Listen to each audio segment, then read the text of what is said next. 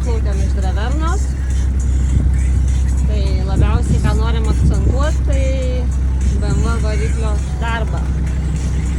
Ir kaip viskas vyksta. Gal trumpai galės Alvis pasakyti, kaip su to BMW varikliu čia. Ką tai apsimoka, neapsimoka, laiko švaistymas.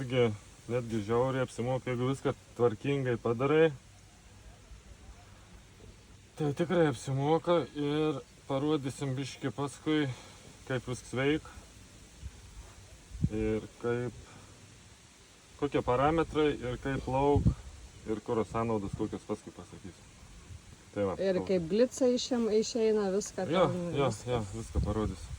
Na ir gerai, lauksim tada video, įkelsim, matysit ir patys galėsit daryti išvadas, apsimoka ar ne. Taip.